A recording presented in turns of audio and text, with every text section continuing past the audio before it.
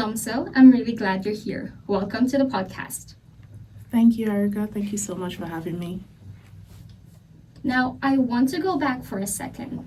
Before the community and before the growth, what was happening on in your head that made you feel like something needed to change? Like, what was missing? Walk me through it. Thank you so much. To start, when people arrive in a new country, it makes a huge difference to be supported by family, by friends. But what happens when you don't have family and you don't have friends? The reliance then becomes a community. And I actively sought out community, and there were several communities. But then it felt like being in some of the communities that I went to, it felt like being in this massive stadium with so many people and still feeling very lonely. So you can be in a crowd and still feel alone. And I attended lots of networking events as well. And beyond exchanging business cards, beyond the LinkedIn profile exchanges, there didn't feel like there was continuity. I did not feel that intimacy and true friendship. And so that was a gap that I started to see. And beyond that, there were so many newly landed women from other countries who had all of these skills and competencies and abilities. And I could see that loss of self-esteem. They had somewhere along the way in the journey of trying to integrate into this new country, they had begun to lose their sense of self. First of all, you have to start from scratch as opposed to starting from experience, which is what it ought to be if you've acquired experience in your home country. It just felt like the reality of being in Canada wasn't quite what was promised even. You come into a new country and then all of the experiences that you had feels like you had to leave them at the border. You have to start all over again. And then you meet people who you're hoping becomes your new family, and that piece is also missing because people are living their lives. And I realized that there was a gap in creating a very intentional community that didn't feel like a corporate space, that didn't feel like another networking event, but felt like home. So, there are networking groups everywhere. What makes the Femme Alliance network intentional rather than transactional? Femme Alliance is intentional because we create focus groups within FAN, so it feels like an ecosystem. We are very big on life's transitions. We have women who are obviously transitioning from one country to another and settling. And then we have women who are pivoting, transitioning from one industry to another as per their careers. And we also have women who are reimagining what career and economic empowerment looks like for them, who are then pivoting from employment to entrepreneurship. And for each of these groups, you also want people who are walking that journey with you in that moment because they're most likely to get where you're at. And we also have moms. So we have our teen network and then the mothers of teenagers who also come together and connect in a way that makes sense to them. So FAN is different because as opposed to the popular ideology that you'd have just one focus area that you're addressing in society, we are approaching empowerment using a multi-pronged approach, if you will, because there are several needs within the community that need to be fulfilled, and they don't have to be very large groups. In fact, we have found that small groups create intimacy, and within intimacy is where you have vulnerability. And in a space where you're vulnerable, you feel seen. And when you feel seen, you feel validated. And when you're validated, then you can begin to do much more because you know that the experiences that you've gone through are not just yours, and there are people that share it, and you support one another, empower one another, and grow from there. Tuning back into your feminine energy and thriving from there. Beautifully said by Madura. Nomso, do you have anything to say about that tuning back into your feminine energy? Madura couldn't have put it any better. She's fantastic. So it is true that tuning into your feminine energy is exactly where growth happens, and it's identifying that you don't have to be a different version of yourself in a world where we find ourselves kind of competing with the masculine, with men. It's important to become grounded and look within yourself and be satisfied with exactly who you are. So we don't want women to lose their femininity. We've often had people approach us asking if we are a feminist movement. I mean, Chimamanda Adichie, she's a global author of Nigerian descent. In her words, that's one of the TEDx talks that she did. She said we should all be feminists, and I completely agree. It just depends on your idea of what feminism is. It doesn't have to be. It doesn't have to be a movement that makes you feel like you have to attack men or be in this aggressively competitive space where men become the enemies. That's not what feminism is, and that's not what we represent. So, coming back to Madura's point, when you embrace your femininity, you realize that there's so much you can do and that you can use that feminine advantage, the softness of a woman, and that softness shows up in the way you show up at work, the way you show up in your business, the way you show up in your family, in community, and society. So you don't have to lose yourself. You can plug into what you already have, which is your feminine power. Going back to you, what does mentorship mean to you personally? Personally, mentorship means having someone guide you through different seasons in your life. It's basically having a blueprint for every part of life that you're trying to grow in. And a mentor is not necessarily someone who has greater authority over you. There's peer mentorship. It's basically someone who's able to fill in the gap in skill, in experience, in worldview, in whatever you're trying to achieve in any season. And a crucial part of mentorship for me is the realization that people don't need fixing. People are already diamonds in the rough. So you need someone who helps you realize that diamond inside of yourself.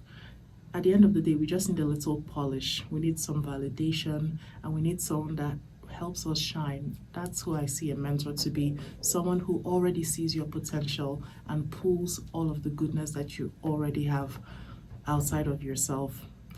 A mentor is like walking into a new country, and I mean, you have the Google map, you know the directions of where you want to go, but it helps and it saves you time when you have someone who's a local, who knows all of the nice restaurants. I mean, who doesn't let you fall into some mistakes or into some pitfalls. Basically, a mentor is someone who saves you time in life. Agree with a clear blueprint for navigating professional spaces or even knowing where the good restaurants are. So, mentorship would have made a huge difference for me. Now, can you walk us through the process of how a mentee finds a mentor inside Fan? And how long does the mentorship take, and how do they help the mentees? So with FAN, we organize mentorship in cohorts. So look out for that on our website. We announce different cohorts. When people sign up for mentorship, you select an area of your life that you want to see improvements. For example, if you want to grow in your career, you can select mentorship based on mentors who are available in certain fields. For example, if you're looking at pivoting into tech, you'd find a mentor who is very well versed and experienced in technology in different parts of it. And we also have people who are looking at getting into careers, like and they need resume preparation, they need interviewing skills. We also have a mentor or several mentors who can help them polish their abilities in that aspect of life. And in our last cohort, we had people who wanted to pivot from paid employment to entrepreneurship. We had mentors who have an entrepreneurial background who also helped them see the truth about entrepreneurship and gave them what they needed. So to answer your question, if someone wants to participate in mentorship with Femme, I would like you to go to our website, subscribe to our mailing list, and then you get notified when the next cohort opens up. One more way of finding a mentor at Femme is during our networking events, and we have several throughout the year. So just having that organic connection where you meet another woman who's been in that place or who has had the experience that you're seeking, and you have that one-on-one connection, you could simply ask the person to be your mentor. And for me, those are some of the more meaningful ways to find a mentor, because then that becomes someone who guides you through life, through an extended season, as opposed to the smaller or shorter cohorts that we have. Also, after the cohorts, people also go on to form longer relationships with their mentors, which is, in my opinion, the best way to approach mentorship. We have our subtopic, the power exchange, because we recognize that we all carry power. And to truly help another woman rise, you have to be open to exchanging the power that you have. But you come with a mindset of giving, and in so doing, you're gaining because the other woman is out to give as well. And as we exchange these ideas and experiences and skills and opportunities and accesses, then we all rise together, which is Femme's mantra.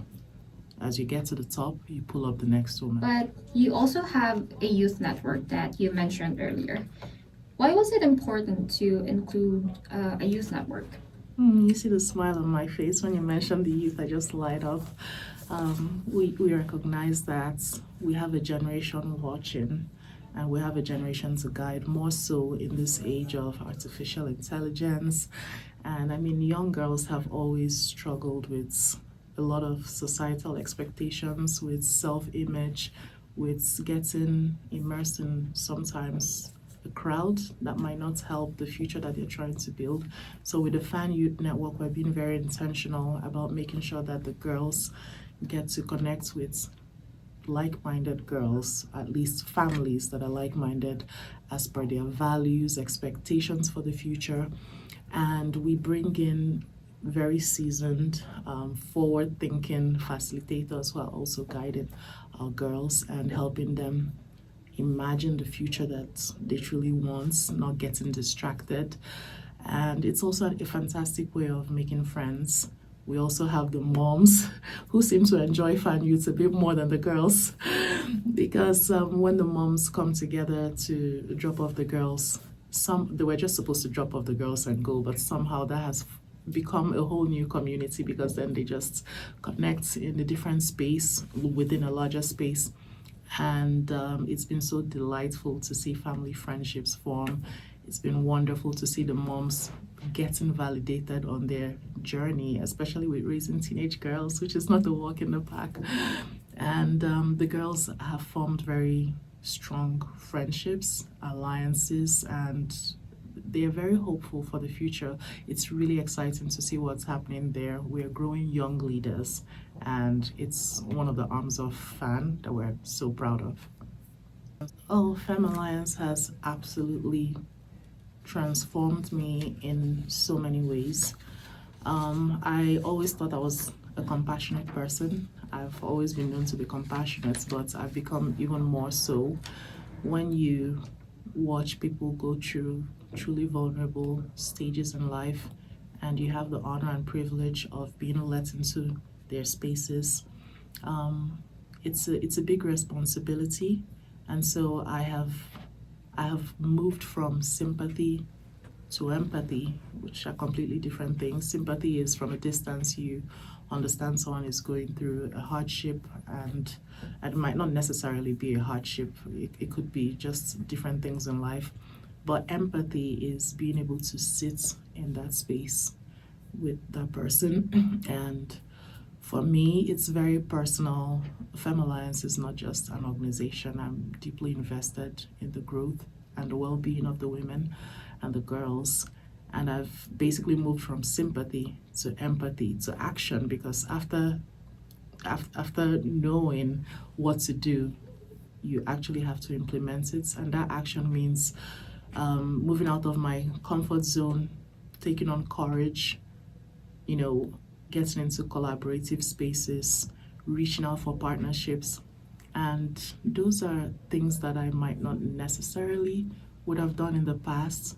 But when you care very deeply about people, then you know that beyond feeling what they're going through or understanding their spaces, that you have to move into action. And that action often moves you out of your comfort zone into public speaking, for instance, because I'm right here, right now, having this podcast and getting people to know about what we do. And that might not have been a space that I would have opted for about 3 years ago.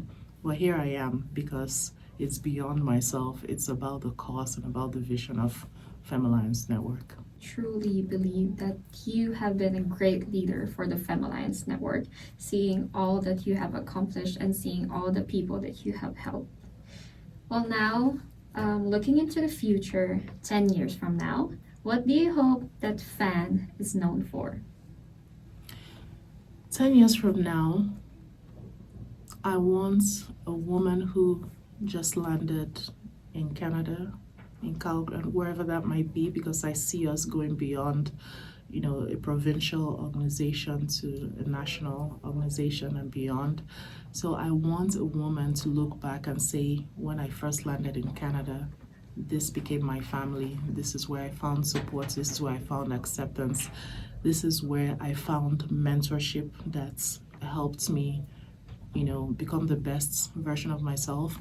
And I want the girls to look back and realize that they had made some of the best connections, some of the most steadfast, most useful, most important friendships and knowledge gained at a critical stage in their lives. I want people to think about their businesses and realize that the launch of it, or that when it began to really truly accelerate, was when they attended a fan event, or they got a partner or began to collaborate on projects. I want people to look back 10 years into the past and realize that fan played a big role in their trajectory and in their stories. And in 10 years, I want fan to, not just be present in the province of Alberta, but be present in every province in Canada. I want it to become a system, an ecosystem, and a place where people feel very seen, heard, and more than that, empowered to do much more in their lives. Nomso, thank you for sharing your story and the vision behind the Femme Alliance Network. And thank you to everyone listening for spending your time with us. If this conversation resonated, be sure to share it with someone who values community and connection. I'm Erica, and this has been The Common Room.